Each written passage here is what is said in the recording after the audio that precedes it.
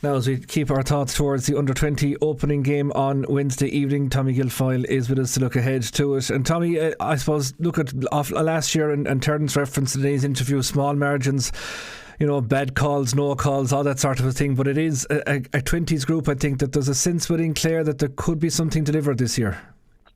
Yeah, I think there's a lot of excitement and expectation, I suppose, based on the two less minor teams. When you look down through the calibre of players that are available to them, it would have always, hoped that they would have made it through. Now, look at their still 20s, but, a good few have progressed onto the senior group. So I think that's primarily, success helps and success is always desired. But I think, the conveyor belt has been there, and I'd say it's just keep that turning over to keep producing senior players. But at the start of every year, you're not really sure where you're at, particularly at minor. But I think at under 20s this year, I think, a lot of the players are household names now. So the expectations might be slightly higher than they have been. But, that's those expectations are based on, good performances at minor over the last couple of years. So, but first rounds can take on a life of their own. So, it's a matter of hoping it'll be all right on the night job, I'd say. And when there is that uncertainty around the first round game, do you kind of looked in at maybe who's further down the road in their cycle of under 20? And I suppose for Clare, they're probably more towards the full on the age perhaps than this Waterford group might be. Yeah, looking through the Waterford panel, it seems to have they've brought up and their management have stepped up as well. So they would be relying on, I suppose, primarily the minors team for the last 2 years as well.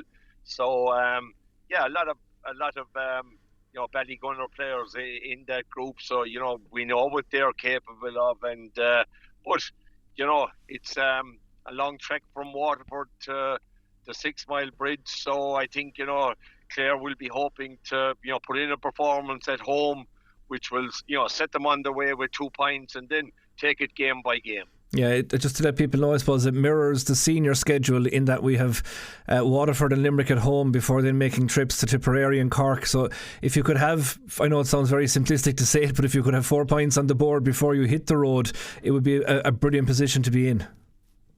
It would be, yes. And again, look, if you lose the first round, you're immediately putting yourself under pressure. So I think it's important. Probably, the management will be emphasising performance before the result.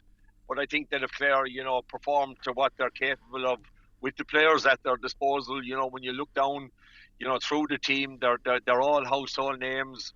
The full back line, you have Owen Gunning, you have Mark Sheedy in goal, you have Owen Gunning, Ronan Keane, Darren Maroney, and Robert Loftus with the full back line. Then you have, now I'm hearing he's doubtful. James Hegarty is troubled with a hamstring injury at the moment. Jamie Milan on one side, so look at that. That's a fairly big physical, back 6. Up front, I suppose the makeup of the team will primarily be, based around, will Paul Rogers start, or will they make him, will they leave it as a sub? He's only out of minors. It's a big ask for him. I suppose Harry Doherty, will be one of the bigger players up there. And look, those Flannan's players will be smarting over losing out, and let's hope that they turn that into a positive. But and again, I think if Hegarty is missing, I think probably James Cullinan from Rouen will probably step in there. So I wouldn't say. And then you have Ronan Kilroy, who has appeared in an unfamiliar role, I suppose, with the Clare seniors. But we all know, the type of a game he brings. It's very industrious. It's very aggressive. It's playing with lots of pace. So it'll be interesting to see what role he'll take on. And just when you were going through some of the names there, I was kind of ticking them off in my head saying, yeah, he played for his club senior last year. Yeah, he was a club senior last year. It's a fair testament to the squads, the setup in the squads and the structures that are in Clare hurling now, that minor group, that those lads have now come through to be, not just featuring on their senior teams, but in many respects in key positions. Yeah, it would be. And again, like you can add the likes of, I think, is Michael Collins and Matthew O'Halloran.